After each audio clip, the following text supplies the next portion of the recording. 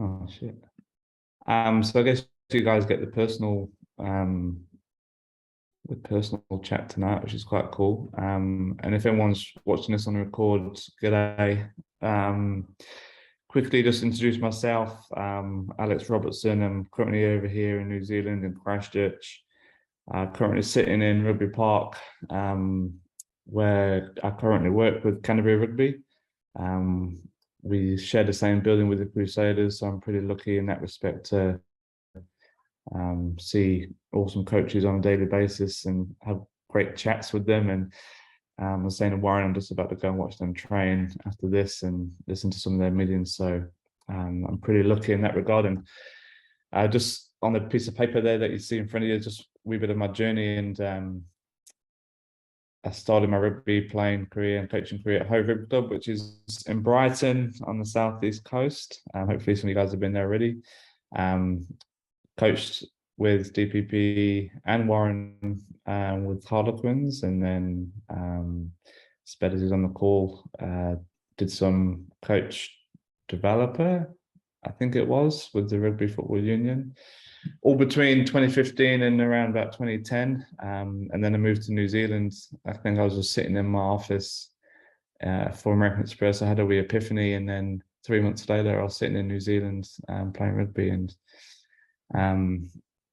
this is this badge here.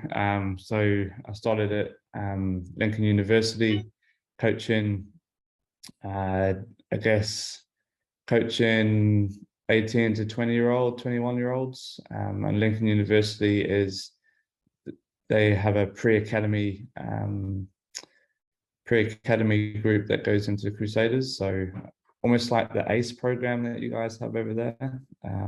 Similar sort of setup, but not college, it's more university. And then I was fortunate enough to then be selected as a backs and attack coach for Canterbury Rugby Union. So they play in the NPC National Provincial Championship here in New Zealand.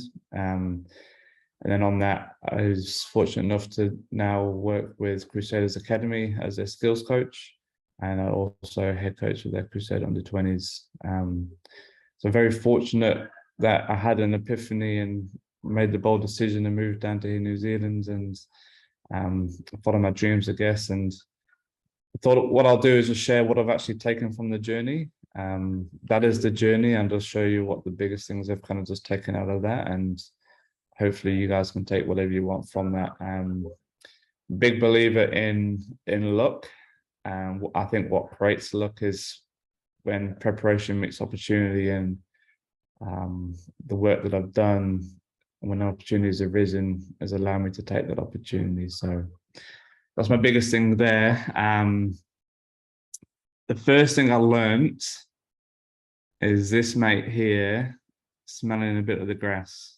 And I can share all this stuff with you guys as well. So I'll send the presentation to Warren and he can send it all to you. But the biggest thing I learned around being a coach is how to mentally get in a state where I can always be the best I can for one, the players, and two, for myself.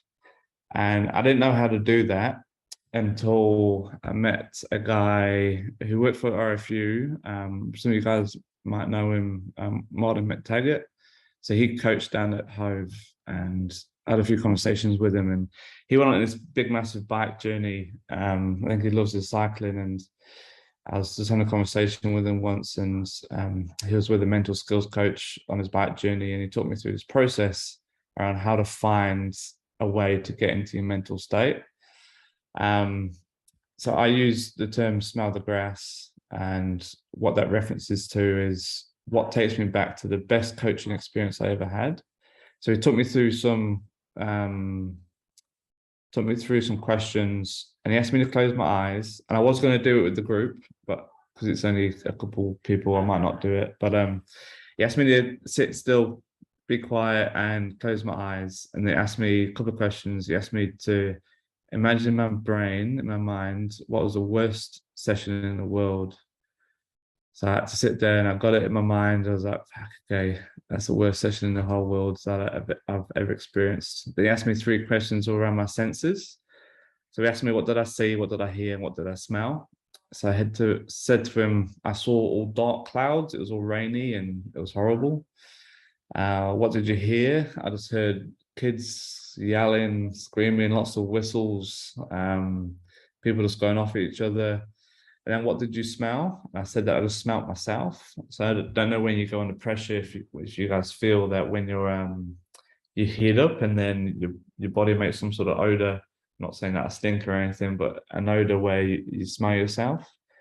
And that's when you kind of know you're a little bit under pressure, or that's how I know that I'm under pressure. So we talked that through, and then he said, "What's the best session in the world?" So I sat there quietly, closed my eyes, and did the same process. What did you see, hear, smell? What did I see? I saw sunshine and blue skies. What did you hear? Just laughter, people talking, people trying to work with each other and having lots of fun. And then what did you smell? And I smelled freshly cut grass, because always at pre-season, everyone's always cutting the grass, it's always growing. And then that's what I smelled. And we decided that was my trigger point. So my process as a coach is when I jump onto the field is just take a deep breath. I might just rip up a few pieces of grass and I'll sit there with the grass to my nose and I'll sniff it. Back and weird, but what it does, it just allows me to get back into a mental state where I know that exactly what I'm going to do, and lifts my mood, and it makes me real happy. And so when I'm on that grass or when I'm in the meetings, I'm happy for the coaches and for the players. So that's just a mental process for me that I've taken out of my journey so far. The next piece of my journey here was, I might just play this. Hopefully you can hear it. Just give me thumbs up. Most managers hate giving negative feedback because they assume that their employees hate receiving it. But that just isn't so. A recent global study asked people about their general attitudes toward giving and receiving both positive and corrective feedback. Not surprisingly, people feel pretty neutral about giving praise and pretty awful about giving criticism. It's also not surprising that people love getting positive feedback. What is surprising is that respondents said they actually preferred corrective feedback by a lot. But there is one important thing managers can do to make sure their feedback is well received. In another study, employees who felt their managers listened to them and understood their point of view rated them much higher on their ability to give feedback compared to employees who did not feel heard. Odds are your employees already realize there's a problem. Instead of just telling them what they already know, the research shows that the most effective thing a manager can do in these situations is just listen. By approaching negative feedback as a two-way conversation, you can turn it into a positive experience for both of you. So I'm actually just going to ask Chris and Valentina, this is just me checking to see if you're still listening, if what you guys took away from that video, what did you hear?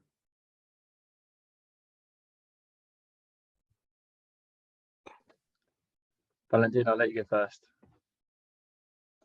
Do you want me to play it again? I can play it again if you want me to. I want to let you go first. No, I think I quite like the part relating to listening. So not be always the one speaking, but actually listening to other people. And I think it's something that I try also to get from my players, for example, when I coach, is actually getting them to reflect and tell me what's their feedback, for example, on a session or even on in a game. Yeah, nice. Yeah. I like that. I would definitely build on what you said around listening being a really important skill. I guess the bit that stood out was like around feedback and how people don't want to give negative feedback, and I guess what can that look like for your players? And I guess from my point of view, just need to understand who your players are and like what they like or don't like, or how far you can challenge them with feedback, and then what would good feedback look like if it's going to be perceived as negative. That might trigger them into changing their behaviour. So I guess you want to shy away from people. I guess my feeling is I shy away from negative feedback personally. I'm quite careful about the language I use. So yeah, that's what stood out for me. Nice. And Warren, what did you hear? Yeah, I think similar process to what the guys has mentioned already. It's finding that balance between listening effectively for the stuff you shouldn't be hearing, but you want to hear. That's always our challenge, I suppose. Sometimes we listen for the stuff we want to hear to be able to respond on that, but properly with that sort of finishing the process off around that listening stuff. So how do you hear stuff that can actually make you more impactful around how you then facilitate that information or that feedback to that particular individual, whether it's in a positive or negative manner, because that's always the perception of that particular individual receiving the information. But yeah, properly, like Chris said, it's been really, really smart around the language you use. But yeah, I like how do you listen for the stuff that perhaps you shouldn't be hearing, but you want to hear. It's always a good challenge. Yeah, listening to understand, I think, was my biggest takeaway. I related back to an experience 4 years here in Canterbury with the Crusaders Academy. Obviously, these boys are 18, 19 years old. And as an 18, 19-year-old, when you look at your game, what's the first thing you look at is all the negatives or all the areas you can get better rather than actually what your superpowers are. So understanding what they're looking for and how with their mental approach to review and preview games is one of the biggest things I took out of that, and just understanding what they're seeing and help them through that. It's a year's journey, and we can, at the end of it, we can help them actually see what their super strengths actually are, whilst also looking at those negatives and work ones. Another example is with the NPC this year. So we had Willie Hines in our team this year, 35-year-old man, been to World Cup semi-final, and he knows his game and he knows what he wants and what he wants out of his week. So the feedback that I give him is very, very small and very, very minimal, because he doesn't want to sit down and have a 20-minute review one-on-one with us. He just wants to get in, enjoy his footy, get his reps in, and go see his family. Whereas, another guy, Luke Romano, who's 36 test All Black, again, he's at the end of his career, and it's probably the other way around with him. So I'll go ask him for some feedback. What are you seeing? What do you want? So just understanding where the players are in their careers and how best keep them interested throughout the campaign is what I kind of use that video for. Someone who's young, first year into their team, they probably want to sit down with you for an hour and just chew the fat and have a look at a million clips that they've clipped out because they're so eager. It's all about just curbing that enthusiasm. So that's a real big, just that feedback and actually how to listen to understand rather than listen to respond was the biggest thing that I kind of took out of that. And negative feedback is good. It's just a way that you link it in with the player.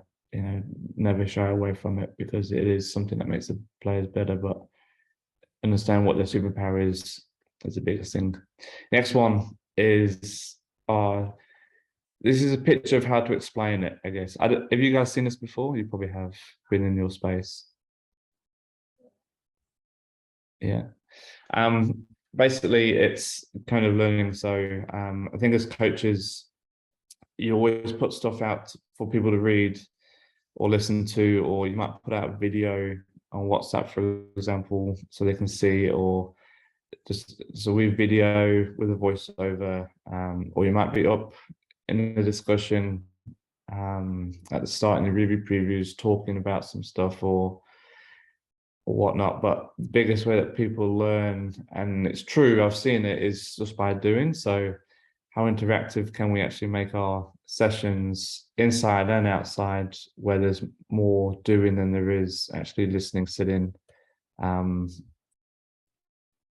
just people talking rather than for the lack of doing. So how that kind of related to me and my journey was with the university, obviously all these pre-academy players, they sit in the classroom all day at university. So they're already ticking off all this stuff here. And they don't give a shit when they get to training and what all this stuff is that coaches say. All they want to do is just get on the grass and do. So to adapt coaching and to adapt review previews, we didn't even have that in the classroom. We just got out onto the field and did reviews, previews there. We got straight into the activity, we did a lot of just do, and let the players have to say. In the professional environment, it's a little bit different. We just try and hit off each one of these as we can throughout the week.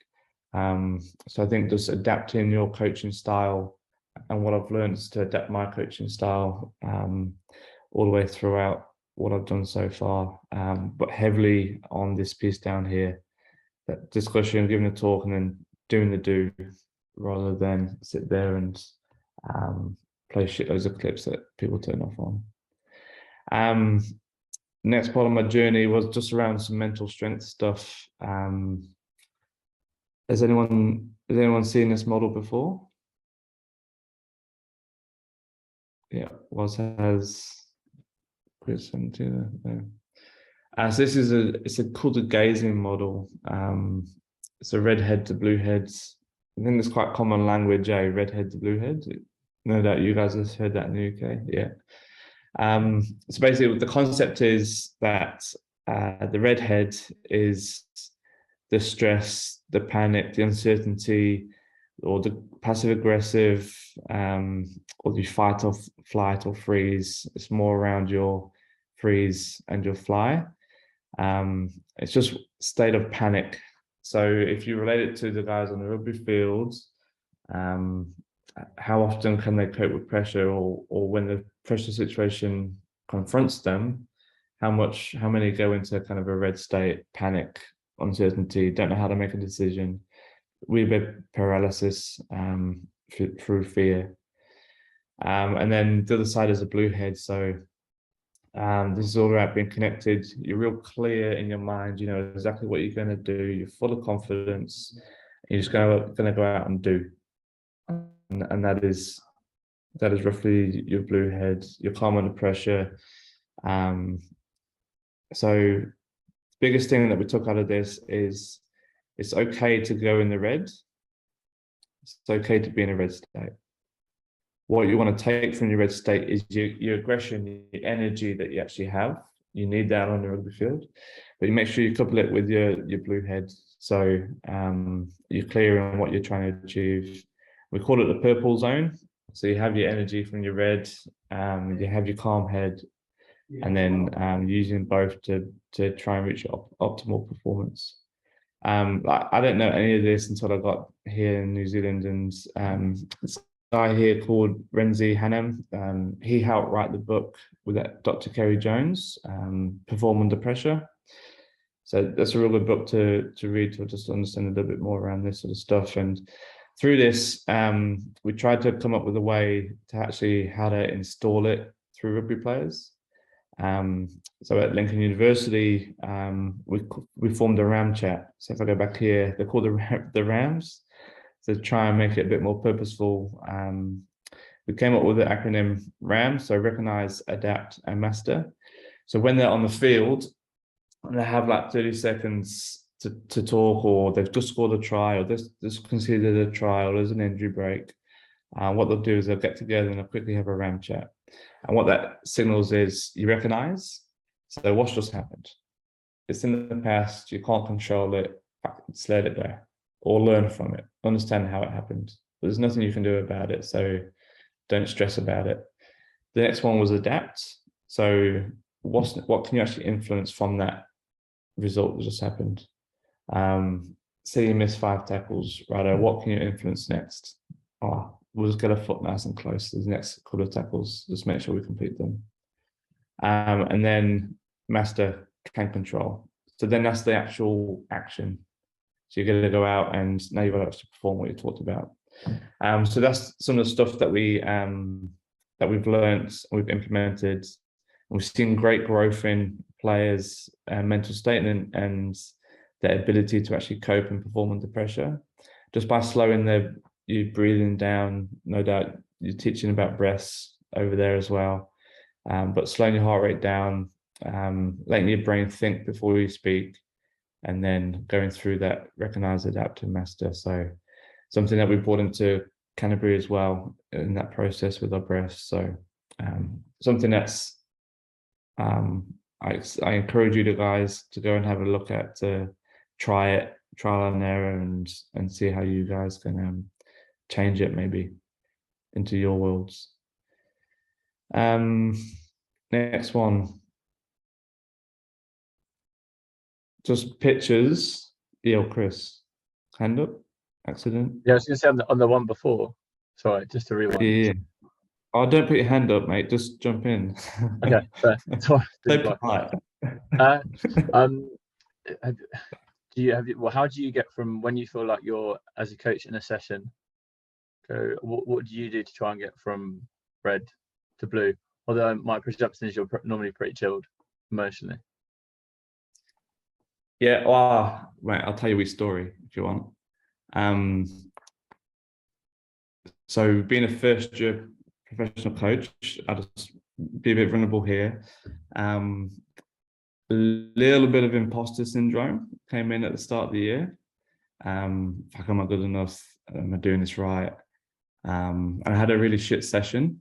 It wasn't what I wanted. The players gave some feedback and said, "Oh, can we just change that? Can we do this?" I thought it was on me. I was like, "Fuck, am I doing this wrong?"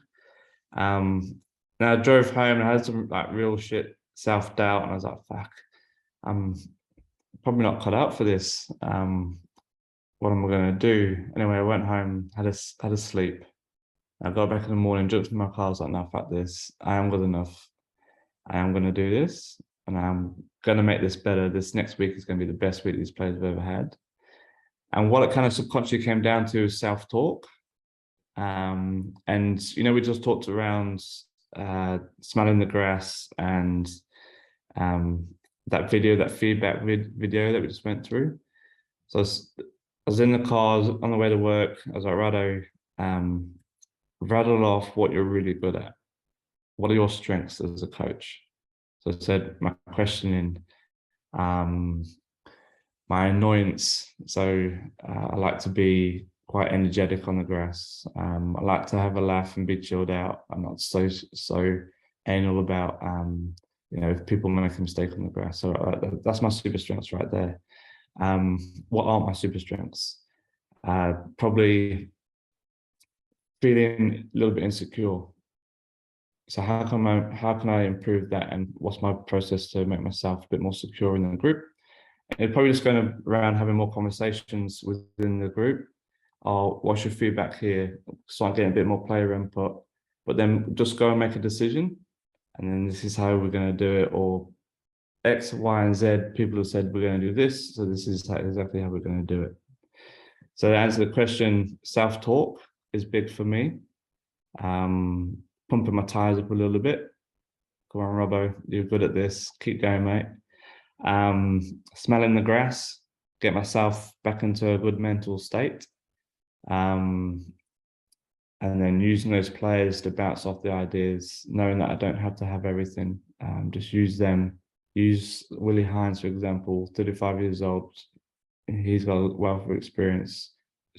Willie, just jump in here. What do you think? And get those conversations happening. So those three were probably the biggest things to get myself out of the red into the purple.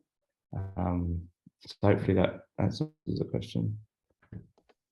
No, it's really interesting to hear. Thank you for sharing that. You're good. This next one here was I just wanted to know what you guys saw. There's two clips, two pictures, two separate pictures. I wanted to know what you guys perceived the pictures to be, or will you talk away from them? It can relate to anything in your world.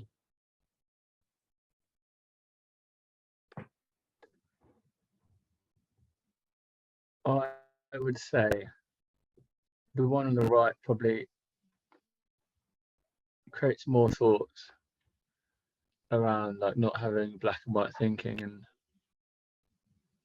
the classic saying it depends, because every situation is different, and there's so many like variables that might make you think, oh, that's probably a better approach in this situation, but actually for this player in this moment I'd take a different approach at a different time of the year, etc. So I think it's just take it, like, I guess it links to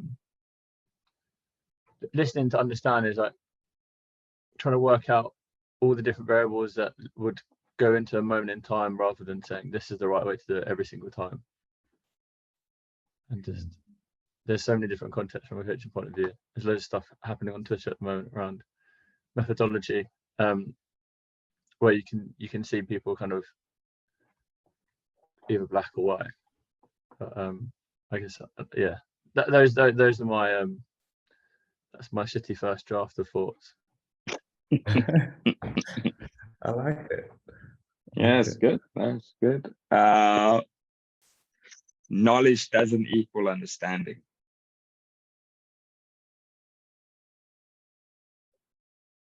For both, or for one of the particular pictures? Yeah, probably a little bit of both. A little bit of both. And what do you mean by knowledge doesn't equal understanding? Probably taken there from the. What do I mean by that? I think what we do, something I learned years ago, conversation I had with a mentor, and we just talked around coaching.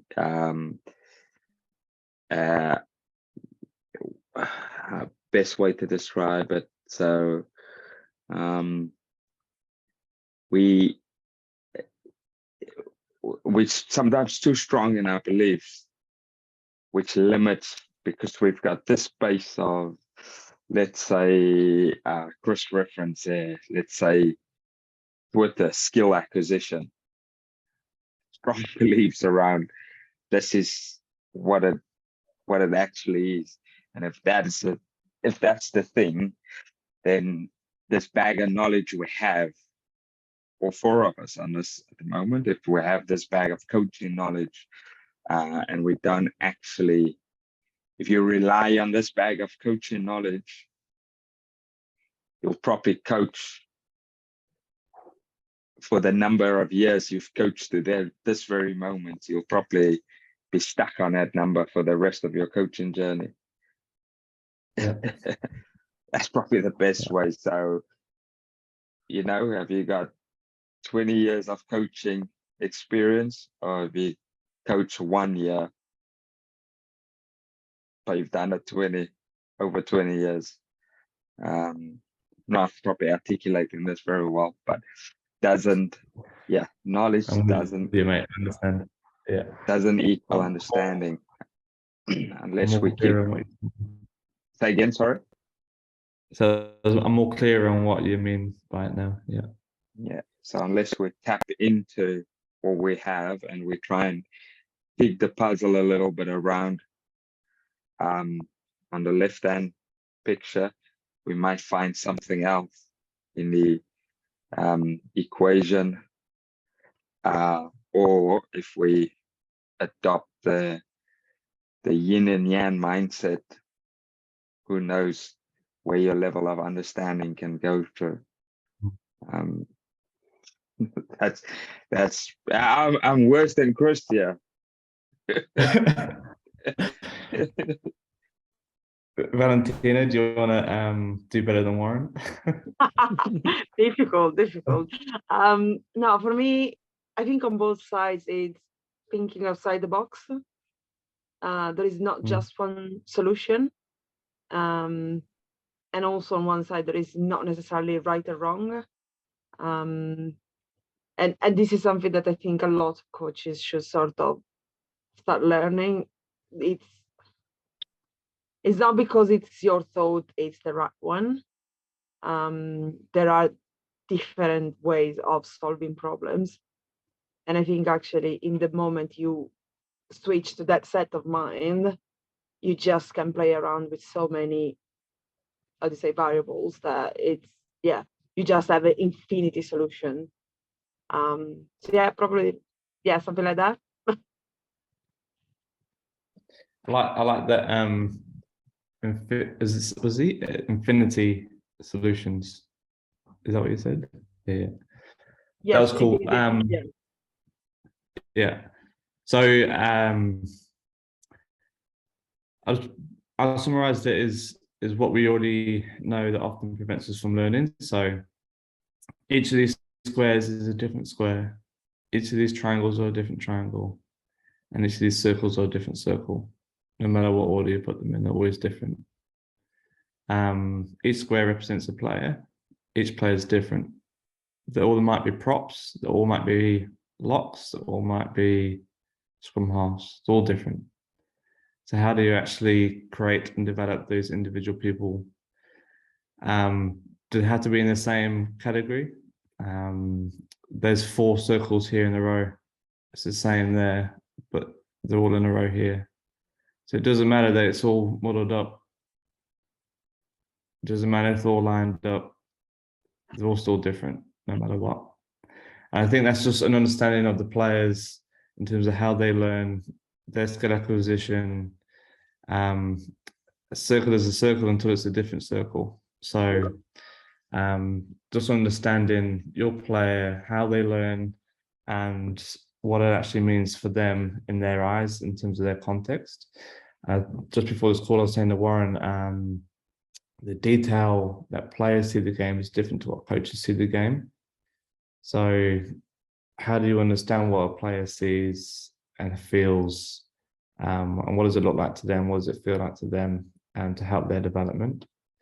I think I just rated that picture to skill acquisition and how mess or organized, it's the same but different. So it's a different context, it's just a different way of seeing things. That's why I like the infinity solutions. And then the yes, no depends. My biggest lesson this year, believe it or not, right? This is where players live at the start of the week. They live in it depends.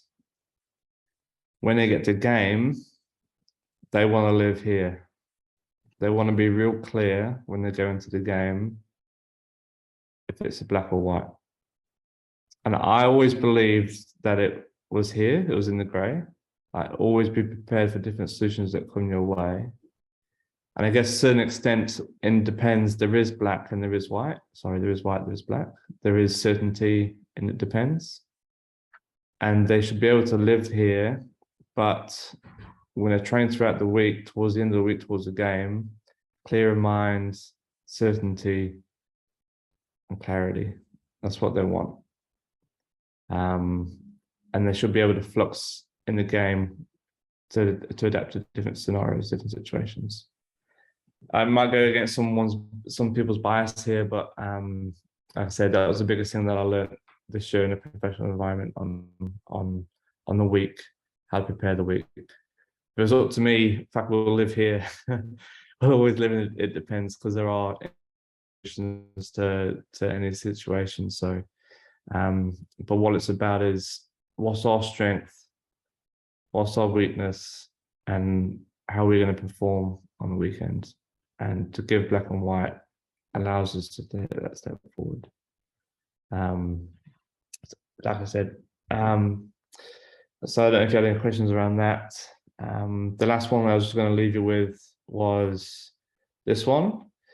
Again, something that I did learn this year as well. People don't care how much you know until they know how much you care. Totally true. All right. Even at professional level, they want to know that you care first on a personal level. Your first interactions should never be about rugby, should never be about the game, should always be about family, then personal But once you get past this barrier and you build that relationship, they're going to expect this, and they'll want to know what you know, or they want to know how to get better. They will take from you what they want. And as coaches, you'll always take from what you need from players as well. And it is the truth. So I think as a coach, that soft skills, that's probably 80% of it, but make sure you nail your 20% shit, because you need to know what you know on the grass. Tactically, you need to be good. Technically, you need to be good. Mentally, not so much physically, shit. Those days are gone now. But on that other side, it needs to be, these 20% needs to be on form. So keep learning, keep ahead of the game, skillfully or tactically. That's your 20% that you need to be real good at. Find your point of difference as well, I always say, around that sort of stuff. That's all I had. That was my journey. Those are probably 1, 2, 3, 4, 5. Those are the 6 biggest things I've learned so far in 4 years. 6 years of being here and 1 year in a professional environment. No, that's really awesome, mate. That's really awesome. A couple of questions actually for you that I think might be helpful for the group. First one, let's go. Just reference that last one there. Just replay that first interaction again. I think me and you spoke about it a while ago with Willie Hines, and that week when it was a pretty tough week around around that first session, etc. So you obviously had that first session. Now it's about people want to know what you know, but they also want to know how much you care. How do you bring that sort of scenario back to life? So if you can maybe a quick summary of how that piece sat with you in that moment of time, because obviously you were challenged pretty hard on in that first one. So yeah, how did it feel in those moments? Obviously, with having those two concepts as a big thing.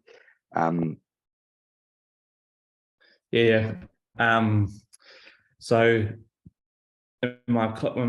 once I finished my self-talk on the way there to Rugby Park, I got myself a coffee and Rado, how do I get the boys on board? How do I get them on board that we're in this together, and it's a journey that we're going to complete together. So my first thing in the meeting was all around, this is a partnership. It's not a coach-player relationship. It's a partnership that we're going to go through together. And then before that, we have backs drivers, like a leadership group. So I sat with them. I said, Rado, what do you need from training this week?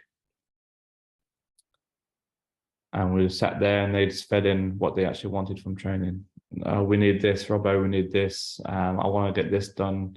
Righto, sweet. So understanding what they needed from the week, related back to that first bit, people don't care how much you know until they know how much you care. So that was me showing that I cared about them. It's a partnership. Now, what do you need? You feed into the session on what you want to see out on the grass. And then that last 20% around what I know. So knowing the detail that I wanted to go through, plus a little bit from me, I still wanted this to put my spin on it. Then I put a session together and delivered it out on the grass. And I just kept them account to what they wanted and the skills that they performed and that instant feedback on the field. And then that's how I kind of showed that last 20% of what I know. Was that with that feedback, it was with the session design, putting them under pressure, deliberate practice, all that sort of stuff that you do on the grass to challenge them and to get them ready for the week. But with the content that they've provided, that makes sense. Yeah. So that's kind of how that last picture is in that first couple of weeks. And then Nice. that was a footprint all the way throughout the rest of the season. That's how we kind of went through it. Yeah. No, that's really good. And then properly around, I think again important around the journey. And yeah, we've had many conversations around this one. And we're all impatient. We all want to be professional rugby coaches, or most coaches wants to be professional rugby coaches. Not as glamorous as it sounds, but we all do want to be that. So maybe take us back to when it was those tough times when it didn't come. Obviously, we've had chats around jobs that was coming up and going. Shall I apply for that? Shall I come back to England? What shall I be doing? And me pushing from this side, chill out, man, you're in a good place.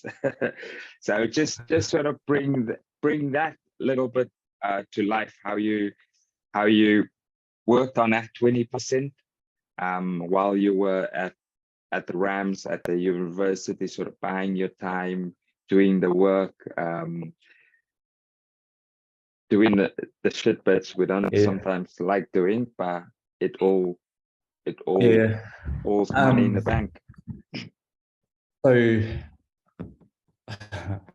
Chris, you're probably not going to like this, mate. Sorry, but so to try and get better, obviously I went on all the coaching courses that Wood Rugby went on. I did my level 1 and 2 in England. I did my coach educator stuff, but I still, after all did my level 3 over here in New Zealand, and I still felt like I know nothing. You know, I'm not prepared. I know the concept of coaching. I know how to ask questions, and yeah, that is a big part. Don't get me wrong. You know, that is a strong part of coaching and getting the players to bring out all the answers and all that sort of stuff. But that last 20%, I had to go do it myself because nothing was there for me to go learn how to catch, pass, or process, or you know, details of the ruck and all that skill stuff that you kind of don't really get taught on those courses. And I just had to go and ask people how they do it. Sorry, Chris, what did you say? Yeah, 100%. Sorry, a really shit answer. So I had to go do it all myself. And the way I did it was just go and ask questions. So I came into Rugby Park. I got to know people in the right areas. So academy managers, NPC coaches, NPC managers, and just through asking and being vulnerable and giving my view on it all. So this is what I think. And then they either came in and went, no, that's fucking shit. That is not the way that you catch pass, as an example, or this is how we do it. So we look at this detail, and then we look at that detail, and this detail over here, we're not seeing that in the game anymore, so it's irrelevant. We're actually focusing on this now. And that sort of stuff there was great. So I had the information just through conversation and asking, but then I had to go and actually do it myself. I had to go actually apply it on the grass, transfer it. So that's where Lincoln Uni was an awesome experience for me, because that's where I could trial and error. And some sessions were absolute pants because I didn't understand the detail that these coaches, and the way I interpreted it and the way it applied to the group over here was nonsense. So it was just understanding the group that I was with, understanding their limits, their skill set, and what could and couldn't be applied. But it was just a whole journey of just going to do it myself. And it kind of relates to players learning as well, right? The more they can have that intrinsic feedback and understand what their process is, they're going to learn more. It's exactly the same as a coach. The more you do yourself, the more you understand it, and the more you kind of grow within that. And I think, Chris, you just put a comment in there around the more you know, the more you realize you don't know. and it's 100% true. And you've got to, like I said to you, is to keep ahead of the game and think differently or different concepts and take people's ideas, turn them into your own and develop them. And that's kind of what I did. A lot of hours, man, like my poor wife, she probably doesn't even, probably spent more time speaking to other people than I did my wife during 1 year. Now, when my kids were born as well, it's made it even tougher in terms of having that relationship with them and making sure that I had enough time for them, because that was the most important thing. And one slide I didn't show you, which I'll put in there, is just around my personal scale and what tips my scale and what the time is there. So find the time to go and be better somehow. But yeah, it was a tough journey.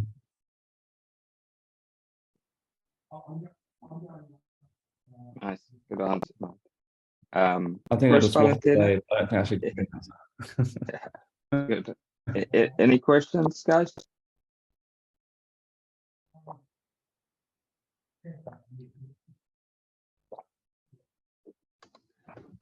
I'll jump in with one. I guess what's your next focus in terms of, I don't know if you've got a coaching individual development plan, IDP, but what's an area, if you're happy to share, what's an area that you're like actively working on developing in terms of your coaching skills, and how are you going about developing that? And I guess to add to that question, like what's the super strength and how do you keep polishing that super strength of yours in terms of how you coach? Yeah, I'll show you. I'm an open book. There's no hiding here. I like pictures. All right, pictures help me think. I can see 1,000 words in pictures. That's why all you've seen is pictures. So this is my development plan for this year coming up. I'll split it into 2 areas. First one is around clarity and confidence. Then the next area is around exploring and create. So I want to know how people get creative. It's something I don't know. I don't know how people are creative, and it's an area that I want to get into to understand so I can apply it to the guys here. So what I'm doing is I'm looking at environments that allow for opportunities. I'm looking at some books. I've got 2 books there I'm going to read. Then I'll connect with people being creative. So as an example, Razor's quite creative. Scott Robertson is quite creative. So before the end of the season's up, I'm going to make sure I connect with him. How does he see the world? The next one here is explore. My explore one here is around feedback in the moment versus reflective. So that intrinsic versus extrinsic feedback. So what does that look like in our environment? Something that I've learned is you've got to forget things to recall them. If that makes sense to you. So if you can recall something that you only learned 3 days ago, then it's going to be more imprinted in your brain, and you're going to have the ability to remember it for longer term. And then seeing the detail in the moment. So I think as coaches, if we can see the detail in the moment and give the feedback in the moment, it's going to be more powerful than reflective feedback, i.e. watching the tape, sending a clip to the player, saying this is what you did at training today. The player might sit there and go, great, but it would have been awesome if I had it during the skill or during that moment, you know. So how to couple all that together. And then clarity and confidence, so upskilling the detail. So like I said, I'm quite fortunate to sit here in Rugby Park and go to these meetings for the Crusaders, one-on-one with the coaches. What are they seeing? What they're using the games? How do they translate it to the training field? And then develop my presentation skills. Slow down and give the why, and animate when presenting, tell the story. So storytelling is quite a powerful way of actually getting points across. So to answer your question, these are the areas I'm looking to upskill in this year.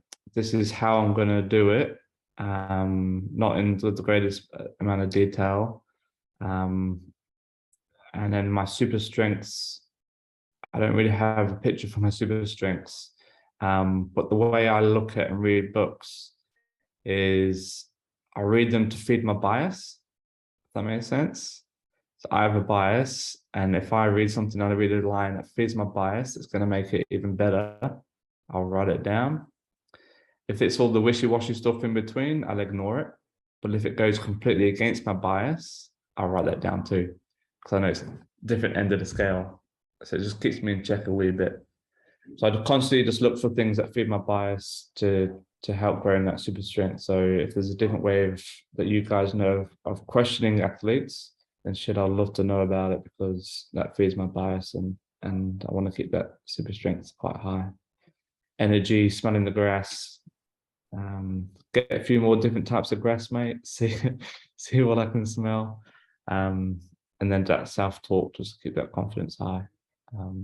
Just keep doing that. Make it habitual to keep them a super strength. Hopefully that answers the question. Yeah, no, thanks for sharing that. That's really interesting. Just a secondary question to that would be, how are you holding yourself to account?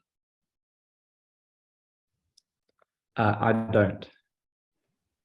Who does if you don't? I'm just curious. So I've got I guess a close group that I'll share my coaching stuff with. Like was just explained of many conversations with Warren around my coaching process.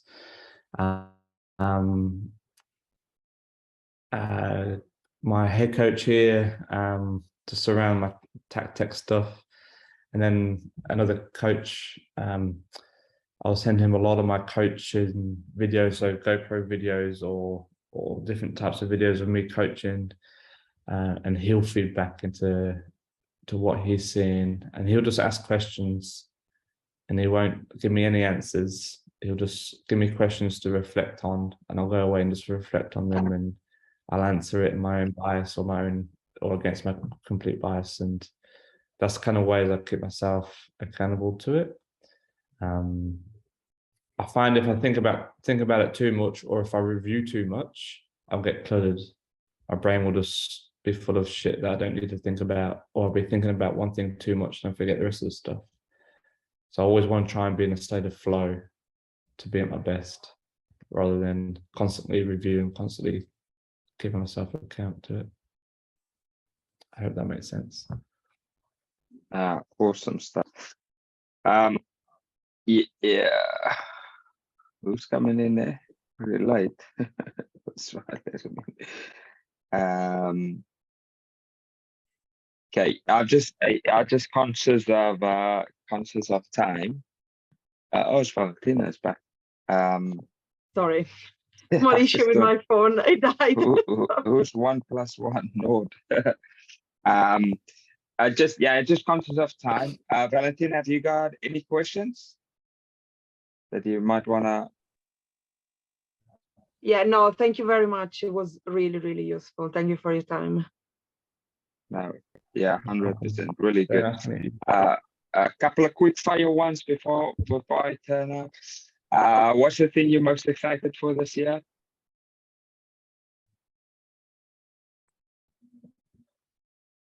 What's the thing I'm most excited about this year? Yeah.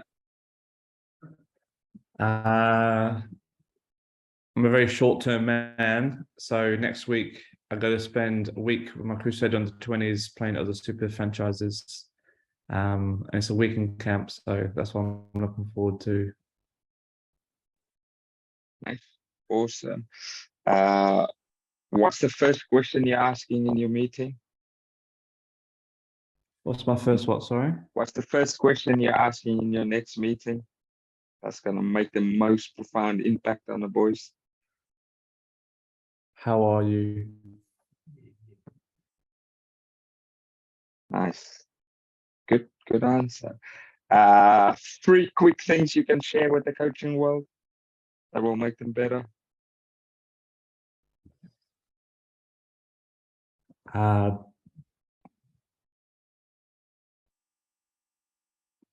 Keep self-learning, always be in a state of flow, and it's okay to talk to yourself.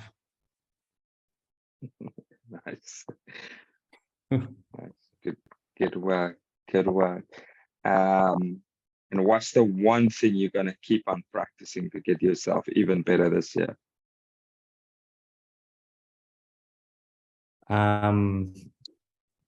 Biggest thing is to keep being self-aware. One of myself, two of the others, and three, how to get better.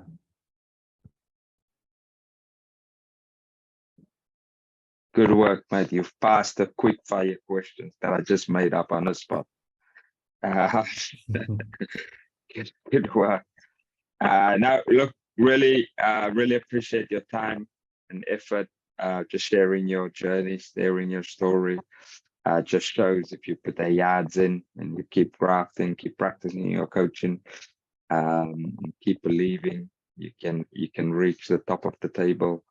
And then it's about how much you can put in now to be able to climb and slowly navigate your way around that table, and around that buffet. So good luck with that. Sometimes it's going to be good food, sometimes it's going to be pretty shit food in there.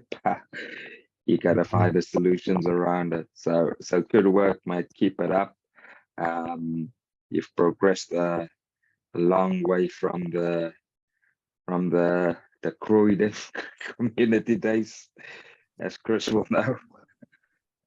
So no, thanks for your Special time. place in my heart, South Croydon. No, thanks for your time. Really appreciate it. I'll just stop Cheers, this team. recording. Yeah.